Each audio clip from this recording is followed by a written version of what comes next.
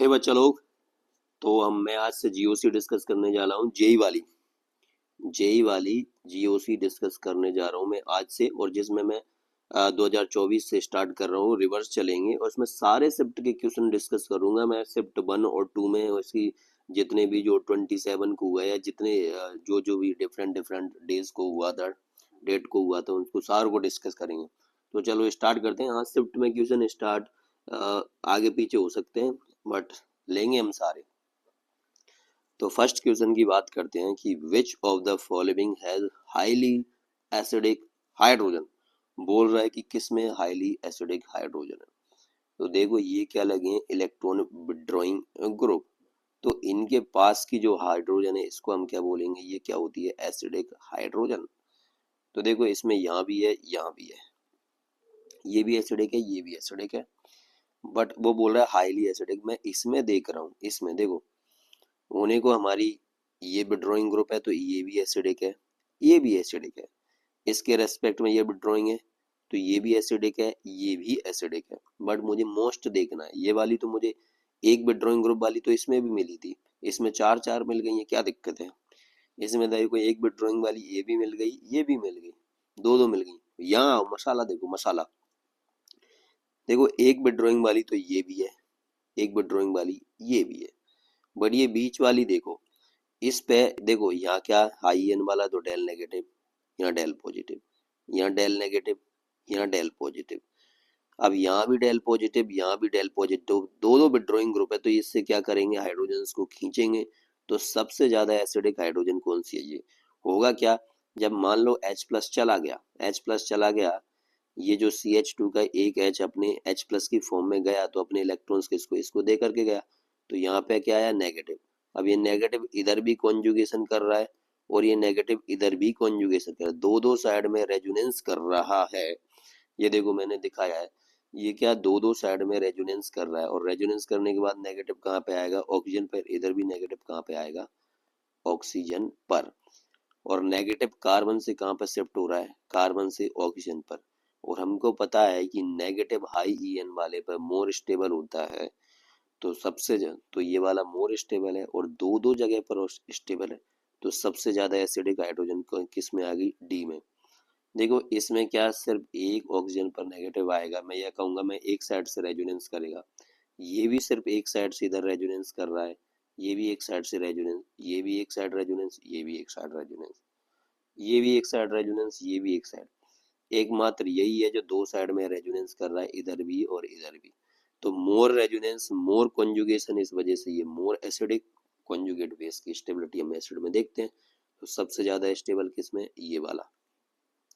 तो इसका पहले का ऑप्शन हो गया था डी। देन फिर मैं अगले की तरफ चल रहा हूँ। बोल रहा है among the following total number of Meta directing functional groups, integer based है। तो हमको क्या बताना है, Meta directing functional group means electron withdrawing group देखने हैं हमको। देखो OCH3 में तो क्या लोन पेयर है। देखो मैं बोला हूँ कॉन्जुगेटेड सिस्टम के साथ क्या ये वाला ग्रुप कनेक्ट है, जैसे मान लो ये बेंजीन है, इसके साथ ये वाला ग्रुप कनेक्ट है, कौन, ऑक्सीजन कनेक्ट है। तो यहाँ लोन पेयर है, तो ये क्या करेगा, डोनेट करेगा अपने इलेक्ट्रॉन्स को इधर। तो ये क्या करेगा, यहाँ पे नेगेटिव आया था, ये यार मिट गया है, ये ऐसे करके OCH3 इस पे लोन पेयर, ये डोनेट करे इधर, ये इधर। तो यहाँ नेगेटिव आया, नेगेटिव का मतलब क्या होता है, इलेक्ट्रॉन डेंसिटी बढ़ा दी है इसने। तो इलेक्ट्रॉन डेंसिटी बढ़ा रहा है, तो इलेक्ट्रॉन डेंसिटी इंक्रीज करेगा, वो क्या होगा, ऑर्थो पैरा डायरेक्टिंग। अब NO2 बिल्कुल विथड्रॉइंग है, मैं इसको थोड़ा बता ही देता हूँ।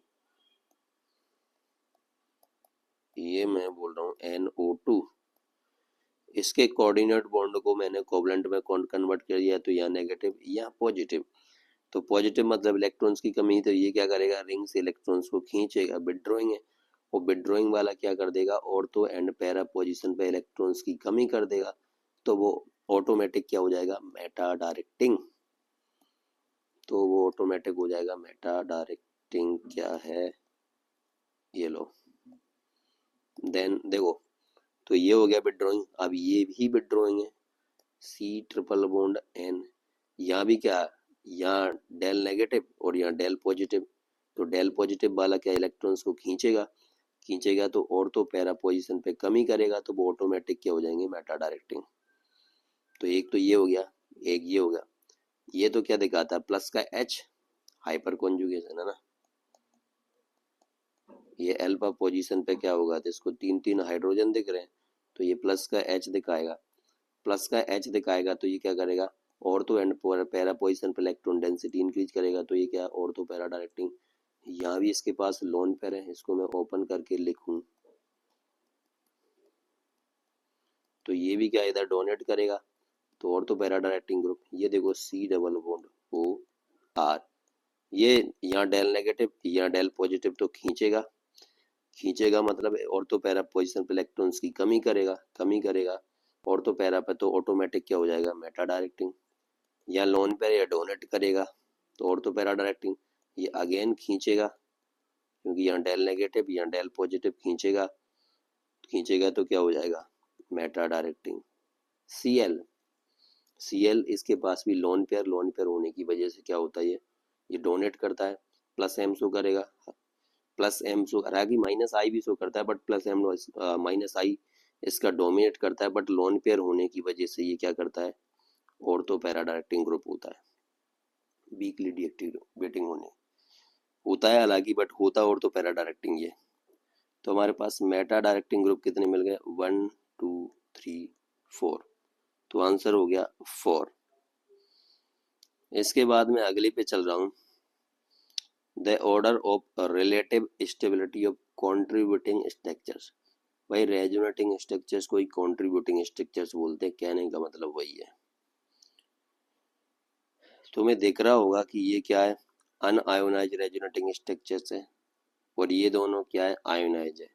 तो हम रूल पढ़ते हैं तो बोलते हैं कि जो un-ionised resonating structure more stable होती है आयोनाइज से, क्योंकि आयन से डेवलप हो गए तो क्या होगा, रिएक्टिविटी बढ़ जाएगी, तो स्टेबिलिटी कम हो जाएगी। तो सबसे आगे तो ये आ जाएगा, ऑर्डर ही बताना। अब इन दोनों की बात करते हैं, इन दोनों में देखो मुझे CH2 पॉजिटिव ऑक्टेट इनकम्प्लीट है, इसका इसका ऑक्टेट इनकम्प्लीट, यहाँ तो 2 4 और 6, इसका भी ऑक्टेट इनकम्प्लीट, इसका भी इनकम्प्लीट, इसका भी इनकम्प्लीट, ठीक है ऑक्टेट दोनों का इनकम्प्लीट है।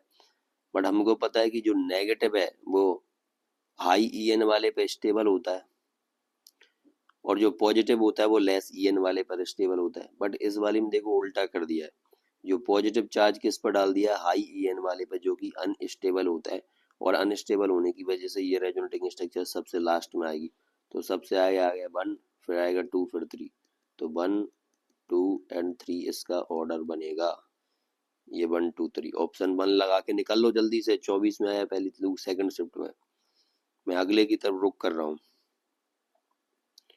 बोल रहा है the interaction between pi bond and lone pair of electrons present on an adjacent atom is responsible for pi bond। बोल रहा है pi bond and lone pair present हो कहाँ पे, एडजेसेंट एटम पे, वो किसके लिए रेस्पॉन्सिबल होंगे। तो देखो हाइपर कॉन्जुगेशन में होता नहीं, क्योंकि क्या होता है इसमें सिग्मा बॉन्ड CH, जो CH बॉन्ड का क्या होता है, सिग्मा बॉन्ड माइग्रेट करता है हाइपर कॉन्जुगेशन में। इंडक्टिव में पाई बॉन्ड तो होता नहीं है, उसमें क्या होता है सिग्मा बॉन्ड का क्या होता है, सिग्मा बॉन्ड के इलेक्ट्रॉन्स का पोलराइजेशन होता है। इलेक्ट्रोमेरिक इफेक्ट, इलेक्ट्रोमेरिक इफेक्ट हमारा टेम्परेरी इफेक्ट है, और ये कोई बाहर से बाहर से मैं बोलूंगा रिएजेंट बोलूँ, या मैं इलेक्ट्रोफाइल या न्यूक्लियोफाइल के आने पर आता है, तो ये भी नहीं है। अब रेजोनेंस इफेक्ट को मैं बताता हूँ। रेजोनेंस में हमको पता है कि ये मैंने पाई ले लिया, और ये इन दोनों पे पाई है, और इसके पास वाले पे बोल रहा है एडजेसेंट, इस वाले कार्बन पे क्या है, ये पाई इन दोनों में, तो ये इसका भी तो पार्ट है, और इस वाले पे क्या है, लोन पेयर। तो ये देखो कॉन्जुगेशन हो रहा है, ये लोन पेयर टू पाई इधर माइग्रेट करा, तो ये दोनों क्या बन गए हमारे, एडजेसेंट एटम। एडजेसेंट एटम है तो पाई और लोन पेयर है, तो इसमें क्या होगा, रेजोनेंस इफेक्ट, रेजोनेंस बोलूं, और इसी को मिला करके मीजोमेरिक इफेक्ट और रेजोनेंस को मिला करके इसने एक अपना नाम दे दिया है, रेजोनेंस इफेक्ट। तो आंसर कौन सा हो गया, डी। तो मुन्नाओ ऑप्शन एलिमिनेट करो, और यहाँ से मैंने इसको एक्सप्लेन भी कर दिया है। देन अगले की तरफ मैं रुक कर रहा हूँ, रुक करेंगे 24 में सेकंड शिफ्ट में बोला है the ascending acidity order of the following hydrogen atoms. Ascending और डिसेंडिंग होती है ना, असेंडिंग मीन्स बढ़ती हुई, डिसेंडिंग मीन्स घटती हुई, ठीक है। तो हाइड्रोजन में इसने सर्कल कर दिए कि भाई इनके बारे में बताना है एसिडिक। अब एसिड का काम क्या होता है, H प्लस डोनेट करना। मैं इनको H प्लस डोनेट करवा देता हूँ, H प्लस डोनेट करवा दिया तो यहाँ आ गया नेगेटिव, यहाँ नेगेटिव, यहाँ नेगेटिव, यहाँ नेगेटिव। अब एसिड ये क्या बन गए, अगर ये पूरा एसिड था तो H प्लस निकलने के बाद ये क्या बन गया, कॉन्जुगेट बेस। तो हमको पता है कि जो एसिडिक स्ट्रेंथ होती है वो डायरेक्टली प्रोपोर्शनल होती है स्टेबिलिटी ऑफ कॉन्जुगेट बेस। तो ये जो एनाइन बना है इसको क्या बोल रहे हैं हम, कॉन्जुगेट बेस। तो मैं इस कॉन्जुगेट बेस की स्टेबिलिटी देखूंगा। अब देखो ये पड़ोस वाले कार्बन को देखो, इसके जो एनाइन वाले के sp हाइब्रिडाइज है, यहाँ sp2 है, और ये तो सारे की सारे sp3 हैं, ये भी sp3 है। तो देखो कार्ब एनाइन की स्टेबिलिटी डायरेक्टली प्रोपोर्शनल होते हैं, car stability of carb A9 directly proportional minus का MHI के, और इनवर्सली प्रोपोर्शनल है, इनवर्सली प्रोपोर्शनल प्लस का MH और I के। तो देखो sp कार्बन की EN काफी हाई होती है 3.25, तो ये इसको, और sp2 की कितनी होती है 2.75 होती है। यहाँ तो देखो इसका क्या लग रहा है, इन इन दोनों का क्या लग रहा है, माइनस आई लग रहा है, इसका भी माइनस आई लग रहा है, बट इसकी EN ज्यादा होने की वजह से यहाँ माइनस आई ज्यादा लग रहा है। यहाँ इसका क्या लगा, प्लस आई, यहाँ तीन तीन कार्बन का प्लस आई लग रहा है। तो सबसे लास्ट में तो मुन्ना ये चला जाएगा, उसके बाद ये। अभी इन दोनों में बात करूं तो यहाँ पे माइनस आई ज्यादा है तो सबसे आगे ये आएगा, उसके बाद ये आएगा। तो असेंडिंग की बात कर रहे हैं बढ़ते हुए, तो सबसे कम तो इसका ये मैंने रखा, उसके बाद इसका ये रखा, फिर इसका ये रखा, और सबसे आगे हो गया ये। तो सिंपल से क्वेश्चन है, एसिडिक स्ट्रेंथ में जब भी बात करेगा H प्लस को निकालो, H प्लस को निकलने के बाद जो कार्ब एनाइन बनता है उसको बोलते हैं हम कॉन्जुगेट बेस। उसी कॉन्जुगेट बेस की स्टेबिलिटी देख डालो और क्वेश्चन को लेटा दो, लेटाने का काम करना है बस। देन फिर मैं अगले की तरफ चल रहा हूँ। बोला था correct stability of order of carbocations. भैया कार्बोकैटायन की स्टेबिलिटी ऑर्डर बताना है, ठीक है। मैं थोड़ा इसको ओपन करके लिखूं तो ज्यादा अच्छा रहेगा। कोई भी एक उठा लेता हूं मैं, ये देखो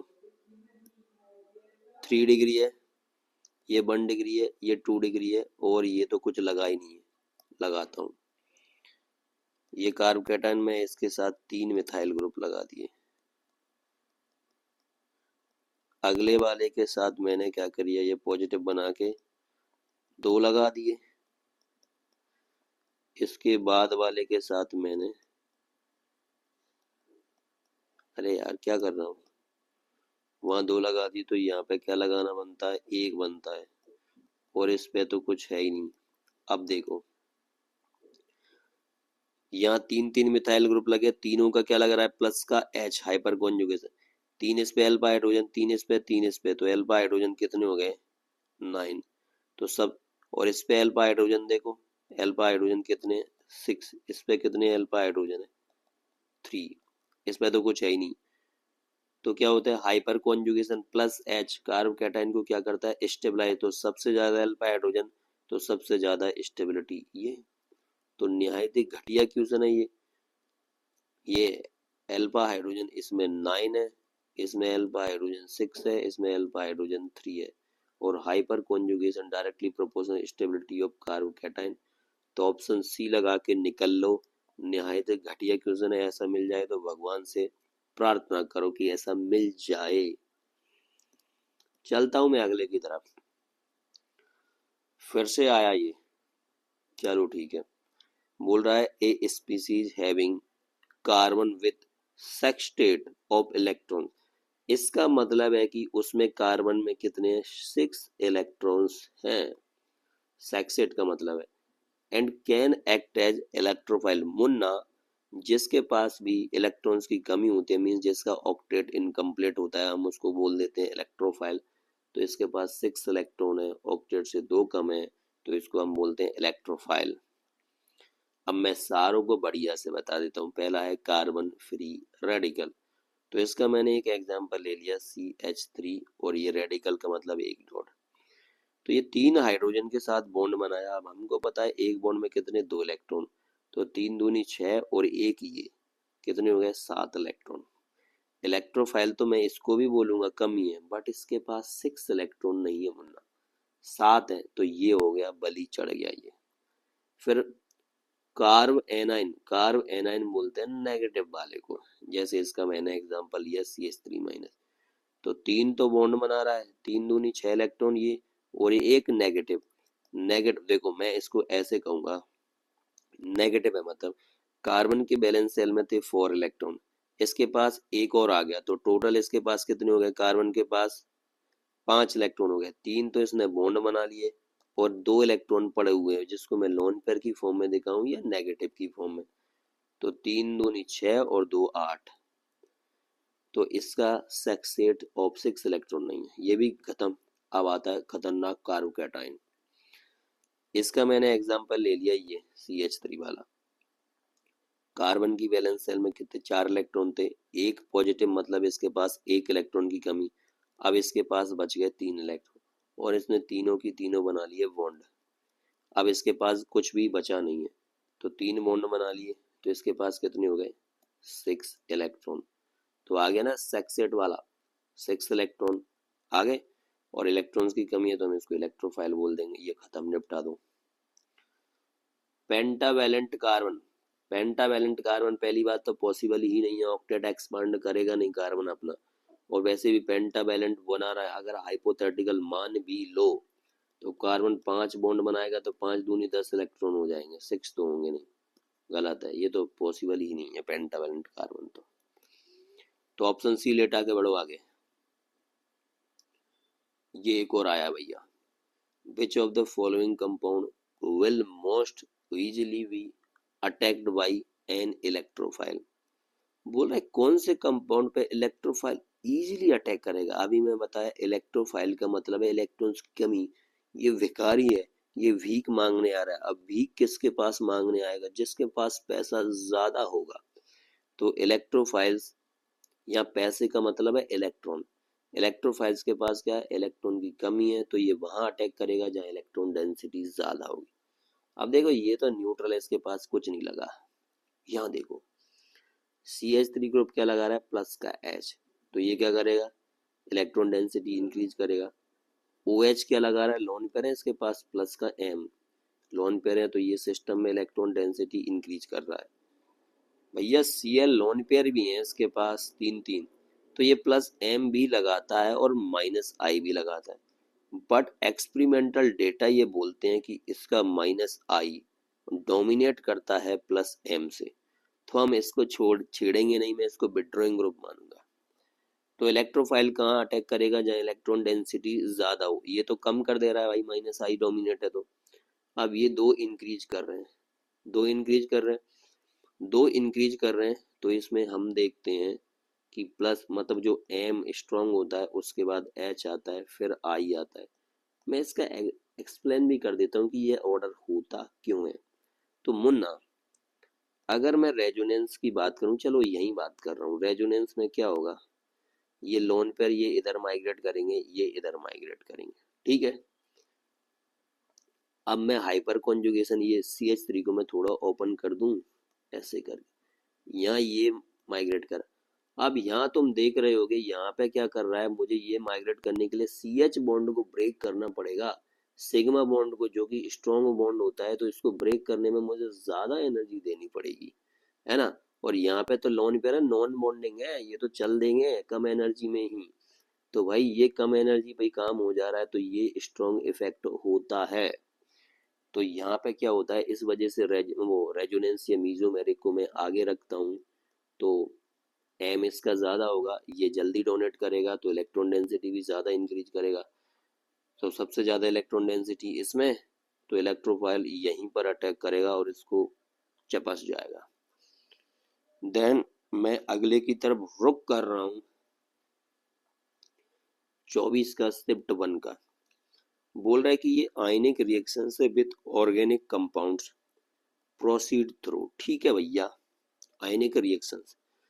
देखो मुन्ना, आयनिक रिएक्शन है तो इसमें क्या बनेंगे? आयंस बनेंगे। क्या रेडिकल्स बनेंगे? नहीं। तो आयनिक रिएक्शंस में क्या बनेंगे? आयंस। तो देखो पहला क्या बोल रहा है? Homolytic bond cleavage. तो सबको पता है कि होमोलिटिक जब बॉन्ड क्लीवेज होता है जैसे ए, तो ये क्या करते हैं? अपने अपने इलेक्ट्रॉन्स को बांट लेते हैं, अपना अपना इलेक्ट्रॉन्स ले जाएंगे। तो यहाँ से क्या जनरेट होंगे? रेडिकल जनरेट होंगे। तो हमको क्या जनरेट करना है? आयनिक रिएक्शंस में आयंस। तो ये तो गया। अब बिल्कुल हेट्रोलिटिक बॉन्ड क्लीवेज जैसे ए और बी है, और मान लो बी की इन ज्यादा, तो ये क्या करेगा? इस बॉन्ड के दोनों इलेक्ट्रॉन्स को अपनी साइड में ले गया। अब ले गया तो इस पे क्या आएगा? Negative charge. और ए पे इलेक्ट्रॉन्स की कमी हो गई तो क्या आएगा? Positive charge. तो ये क्या आयंस है? बिल्कुल आयंस है। इस वजह से और आयनिक रिएक्शन से मुझे आयंस ही चाहिए। तो क्या होगा? हेट्रोलिटिक बॉन्ड क्लीवेज सही है। फिर देख लो क्या बोल रहा है? Free radical formation. अभी मैं बताया हूँ होमोलिटिक क्लीवेज में बनता है फ्री रेडिकल, आयनिक में आयनिक में नहीं बनेगा। तो फ्री रेडिकल नहीं बनेगा। प्राइमरी फ्री रेडिकल नहीं बनेगा। सेकेंडरी, अरे यार रेडिकल ही तो है, उसको प्राइमरी बोल सेकेंडरी बोल, बात तो वही है। आयनिक रिएक्शंस में आयंस बनते हैं, रेडिकल्स नहीं बनते मुन्ना। तो ओनली कौन सा सही है? वी। थोड़ा सा कॉन्सेप्ट अब पता हो, इसको जीओसी के पहले ही लेक्चर में बढ़ा देते हैं, होमोलिटिक और हेट्रोलिटिक क्लीवेज को। तो पहले ही लेक्चर से क्वेश्चन लेटर दिया है ओनली वी। फिर मैं अगले की तरफ चल रहा हूँ मतलब चल रहा हूँ। बोल रहा है total number of deactivating groups. ये फिर से आ गया भड़वा मेटा डायरेक्टिंग ग्रुप वाला। In aromatic electrophile, in aromatic electrophilic substitution reaction among the following. एक रिएक्शन होती है ए एरोमेटिक, इसको एरोमेटिक इलेक्ट्रोफिलिक सब्स्टिट्यूशन रिएक्शन। तो डी, अरे कुछ नहीं है, माहौल बनाया, डीएक्टिवेटिंग ग्रुप चाहिए मुझे। तो बस जो बेंजीन रिंग में क्या करेंगे? इलेक्ट्रॉन डेंसिटी कम करेंगे। एरोमेटिक मींस बेंजीन रिंग में इलेक्ट्रॉन डेंसिटी कम करेंगे। तो देखो मैं पहले को बताने जा रहा हूँ। ये देखो ऐसे भड़वापना कर देता है, ये जो ऐसे करके दिया है सी डबल बॉन्ड, ये इतना दूर दिया है, ये इतना दूर नहीं है मुन्ना, ये प्रिंटिंग में कर देता है। ये OCH3 इससे चिपक के है, ये जो गैप है ना, इसको गैप को थोड़ा कम कर लो, ये चिपका हुआ है इससे। तो ये मैं इसको सही से लिख दिया हूँ मैं। ये इधर ये ग्रुप लगा है और ये ग्रुप नहीं है, ये ग्रुप नहीं है, ये बैलेंसी फ्री है। ये ऐसे करके बैलेंसी फ्री है छोटी सी। तो ये ग्रुप है सी डबल बॉन्ड OCH3। ये इधर बेंजीन रिंग के साथ या कोई एरोमेटिक सिस्टम के साथ अटैच है ये। तो यहाँ देखो ये, अरे कहाँ जा रहा है यार? देखो यहाँ क्या है? डेल नेगेटिव, और यह क्या है? डेल पॉजिटिव है। ये डेल पॉजिटिव। अब डेल पॉजिटिव क्या करेगा? इधर सिस्टम से इस पे इलेक्ट्रॉन्स को खींचेगा। खींचेगा तो क्या होगा? डीएक्टिवेटिंग ही है ना, डीएक्टिवेटिंग या विड्रॉइंग है, ये -m शो कर रहा है, खींच रहा है। यहाँ देखो अब ये एरोमेटिक सिस्टम के साथ अटैच है, तो इसके पास लोन पेयर है, तो ये तो देगा, एक्टिवेटिंग हो जाएगा। इस वाले में भी देखो ये वाला ग्रुप अटैच है, ये छोटी सी वैलेंसी, मतलब ये वाला ग्रुप अटैच है, लोन पेयर है, तो ये भी देगा +m। यहाँ देखो नाइट्रोजन की हाई है तो यहाँ डेल नेगेटिव, ये डेल पॉजिटिव, डेल पॉजिटिव आएगा, ये खींचेगा तो -m। यहाँ लोन पेयर, क्योंकि ये ग्रुप अटैच है, लोन पेयर है, ये सिस्टम को देगा, सिस्टम को देगा तो प्लस का m। तो उसने पूछे थे डीएक्टिवेटिंग ग्रुप कौन कौन से मुन्ना? सिर्फ 2, एक तो ये और एक ये। तो आंसर 2 लिख करके निकल लो पतली गली से। फिर मैं अगले की तरफ रुक कर रहा हूँ। 24 के ज्यादा हो रहे हैं कि अगली में लपेटे? चलो एक और देख लेते हैं। फिर से देखो, the set of Meta directing function group from the following sets. तीसरा क्वेश्चन है 24 में, मेटा डायरेक्टिंग ग्रुप से, उसी को अलग अलग तरीके से बोल रहा है। कभी मेटा डायरेक्टिंग बोलता है, कभी डीएक्टिवेटिंग बोलता है। तो ठीक है भैया, अभी बताया सी ट्रिपल बॉन्ड N है, तो यहाँ डेल पॉजिटिव तो खींचेगा। बट NH2 में लोन पेयर होने की वजह से ये क्या करेगा, ये उल्टा देगा, तो ये मेटा डायरेक्टिंग नहीं है। देखो मेटा डायरेक्टिंग क्या है, जो इलेक्ट्रॉन डोनेटिंग है वो क्या करता है, ऑर्थो एंड पैरा पोजीशन पे इलेक्ट्रॉन डेंसिटी बढ़ा देता है, तो वो ऑर्थो पैरा डायरेक्टिंग ग्रुप। और जो विड्रॉइंग ग्रुप होते हैं वो क्या करते हैं, खींच करके ऑर्थो एंड पैरा पोजीशन से इलेक्ट्रॉन डेंसिटी कम कर देते हैं। इलेक्ट्रॉन डेंसिटी कम हो गई ऑर्थो पैरा पे, तो इनके रेस्पेक्ट में मेटा वाले की ज्यादा हो गई, तो इलेक्ट्रोफाइल ऑटोमेटिक मेटा पे अटैक करेगा। तो जो भी इलेक्ट्रॉन विड्रॉइंग ग्रुप है वो क्या है, हमारे मेटा डायरेक्टिंग ग्रुप है। जनरली मैं बात कर रहा हूँ, एक दो है इसमें लोचे। तो यह लोन पेयर है, ये डोनेट करेंगे तो ऑर्थो पैरा डायरेक्टिंग, ये भी डोनेट करेंगे तो ortho para directing lone pair. तो पहला तो हमको चाहिए थे मेटा, तीन तीन गलत दे दिए उसने। NO2 देखो मतलब नेगेटिव और पॉजिटिव, तो पॉजिटिव है खींचेगा, विड्रॉइंग है, ठीक है, ये तो ठीक है। यह लोन पेयर डोनेट करेगा, और यहाँ देखो डेल नेगेटिव डेल पॉजिटिव खींचेगा, तो ये ठीक है। C डबल बॉन्ड OR है, डेल नेगेटिव डेल पॉजिटिव खींचेगा, तो ये भी ठीक है। बट एक भी आ गया तो ये गलत हो गया हमारा। आओ C पर आओ। NO2 को अभी बताया है, NO2 यहाँ नेगेटिव और यहाँ पॉजिटिव, यहाँ क्या है, पॉजिटिव है, कंप्लीट पॉजिटिव, तो ये खींचेगा, खींचेगा तो विड्रॉइंग है, और विड्रॉइंग वाला क्या है, मेटा डायरेक्टिंग, ठीक है। अब मैं CHO को बता रहा हूँ, CHO डेल नेगेटिव IN वाले पे यहाँ डेल पॉजिटिव, तो ये खींचेगा तो विड्रॉइंग, और विड्रॉइंग मेटा डायरेक्टिंग, ठीक है। SO3H बना रहा हूँ स्ट्रक्चर मुन्ना। देखो तीन तीन तीन ऑक्सीजन लगे हैं, तो del negative del negative del negative, तो इस पे तीन तीन डेल पॉजिटिव है, पॉजिटिव है तो खींचेगा, खींचेगा मतलब विड्रॉइंग, विड्रॉइंग तो मेटा डायरेक्टिंग। ऐसे ही COR में हाई EN वाले पे नेगेटिव, यहाँ डेल पॉजिटिव, तो ये सिस्टम से खींचेगा, खींचेगा तो क्या होगा, विड्रॉइंग, विड्रॉइंग तो मेटा डायरेक्टिंग। तो ऑप्शन C लगा के निकल लो। इसमें मैं एक को बता रहा हूँ, देखो यहाँ पे लोन पेयर है, इसकी स्ट्रक्चर में इसको ओपन करके लिखूं तो ये है, यहाँ लोन पेयर है, तो ये डोनेट करता है, इधर भी करता है, बट इधर भी करने की वजह से प्लस M शो करता है। Plus M means donating, donating तो ऑर्थो पैरा डायरेक्टिंग ग्रुप, तो इसका ऑप्शन C है। मैं देख लेता हूँ 24 के और कितने बचे हैं। 24 के अभी काफी सारे हैं, मैं डिस्कस करूंगा इसके बाद अगली वीडियो में, वरना वीडियो चली जाएगी लंबी। तो मिलते हैं अगली वीडियो में, तब तक के लिए जय श्री राम।